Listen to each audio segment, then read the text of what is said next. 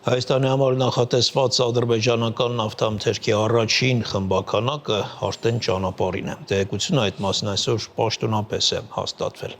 Թեման շարունակենք Արտյոմ Երկանյանի հետ։ Արտյոմ, ինչ վառելիք է, ինչ քանակությամբ, ինչ ճանապարհով է գալիս եւ երբ մի խոսքով ինչ է հայտնի։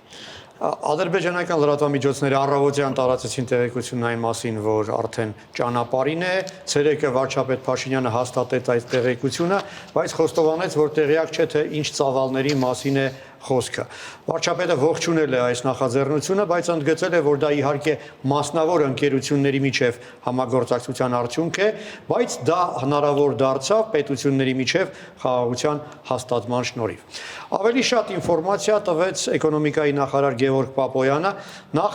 ուրեմն պարզվեց, որ խոսքը բենզինի մասին է, որովհետև ի սկզբանե տեղեկություններ կային այն մասին, որ բանակցությունները շարունակում են դիզվառելիք գնելու վերաբերյալ։ Հաջորդ ժամկետներ, խոսքը գնում է հավանաբար գալիք շաբաթվա առաջին օրերին տեղ հասնելու մասին, երրորդը ծավալը էներգետիկայի նախարարի տեղեկությունների համաձայն 20 վագոն է հասնելու առաջին խմբականակով, ինչ վերաբերում է գնին, նախարարը ոչինչ չկարողացավ ասել, քանի որ դա, ինչպես նաև վարչապետներ ասել, մասնավոր ընկերության նախաձեռնություն է, պետությունը չի միջամտում եւ գնագոյացումը արդեն շուկայական process-ների արդյունք պետք է լինի։ Դե կոնկրետ որ հայկական ընկերությունն է եղել ադրբեջանական կողմի պարտները, նախարարը չի ասել։ Ավելի կամ փոքրինչ հակասական տեղեկություն կա ադրբեջանական կողմի ինֆորմացիայի հետ։ Մասնավորապես ադրբեջանական պաշտոնական աղբյուրները հայտնում են, որ Հայաստան է տեղափոխվելու 22 վագոն բենզին, այլ ոչ թե 20, ինչպես նախարարն է ասել։ Այսինքն խոսքը 1220 տոննա վառելիքի մասին է, բենզինի մասին է։ Կոնկրետ խոսքը AI-95 տեսակի բենզինի մասին է, դա այսպես միջին որակի բենզինն է, Ադրբեջանում են ամենաբարձր որակի բենզին, որքան հասկանում եմ հիմա չեն արտադրում, բայց AI-95 տեսակի այդ բենզինը համապատասխանում է միջազգային չափանիշներին։ Երեք, ինչպես հասկանում եմ, Բաքվից դուրս է եկել այդ գնացքը, ադրբեջանական երկաթգծերի վարչությունն է սպասարկում, հասցնելու են մինչև Վրաստան, իսկ Վրաստանից հետո թե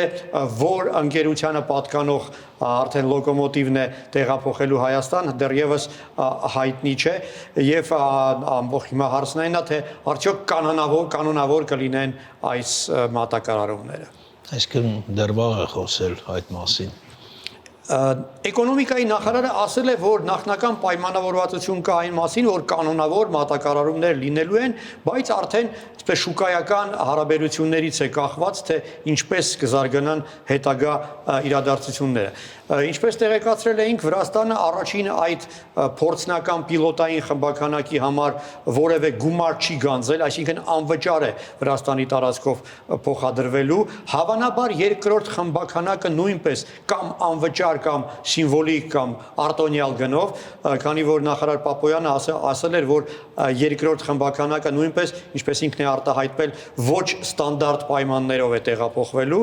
իսկ դրանից հետո արդեն պետք է պատկերացում լինի, թե ինչ կանոնավոր սակագին է լինելու։ Այստեղ դեռևս չկա հստակություն, քանի որ Վրաստանի առաջարկած սակագինը այսպես ծայրաստիճան բարձր է եւ անիմաստ է դարձնում այս համագործակցությունը, այն մի քանի տասնյակ անգամ ավելի բարձր է, քան այն գինը, որով ադրբեջանական նավթամթերքը Վրաստանը տեղափոխում է Փոթի եւ Բաթումի։ Բաքվի մամուլում տեղեկություն եղան այն մասին, որ եթե վրացիները չհամաձայնվեն խելամիտ սակագին առաջարկել, կողմերը պատրաստ են այլընտրանքային լուծումներ փնտրել։ Եվ այս տեղեկությունը այսօր հաստատեց նաև վարչապետ Փաշինյանը, որը ասաց, որ այդ այլընտրանքային տարբերակները միանգամայն իրատեսական են։ Ադրբեջանական մամուլին կրկին հաղում անեմ, խոսվում է այն մասին, որ կողմերի միջև արդեն լուրջ բանակցություններ են ընթանում Ղազախ-Իջևան հատվածի ճանապարհը վերագործարկելու վերաբերյալ։ Իհարկե խնդիրներ կան այնտեղ, բայց լուծելի խնդիրներ են եւ քաղաքական կամքի արկայության դեպքում այդ խնդիրները հնարավոր է լուծել, կարծում եմ, հաշված ամիսների ընթացքում։ Բայց այստեղ մեզ համար խնդիր է առաջանում, քանի որ Իջևանից դեպի Երևան ճանապարհը, Իջևան-Դիլիջան ճանապարհը, ինչպես հասկանում եմ, շատ շատ վատ վիճակում է եւ գնացքը անցնել չի կարող։ Այսինքն հավանաբար Իջևանից արդեն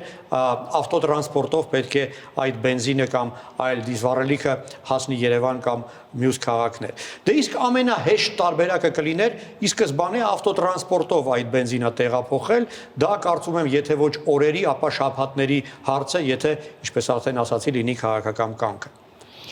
Արդյոք եթե այդ խնդիրը լուծվի, process-ը այդ, ասենք հունի մեջ գտնի, դա կազդի բենզինի գների վերամեր շուկայում։ Եթե Վրաստանով է բերվելու, ապա չեմ կարծում, որ դա իրատեսական լինի, քանի որ նույնիսկ այս պայմաններում վրացիների թելադրած սակագինը այսպես թույլ չի տալիս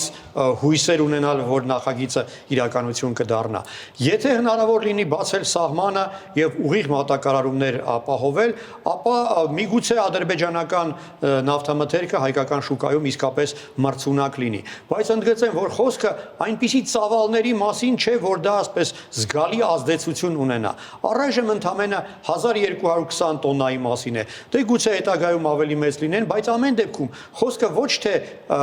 ուղիների վերանայման, այլ ուղիների դիվերսիֆիկացիայի մասին է։ Եվ չեմ կարծում, որ մոտակա տարիների ընթացքում Ադրբեջանից մենք ստանանք ավելի քան 20%-ը մեր վառելիքի պահանջարկի։ Ուստի այս ամենը հաշվի առնելով դժվարությամբ եմ հավատում, որ մոտակա ամիսների ընթացքում նավթամթերքի շուկայում ինչ-որ զգալի փոփոխություններ լինեն,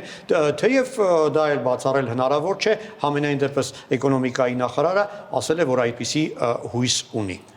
Շնորհակալություն, Արծու։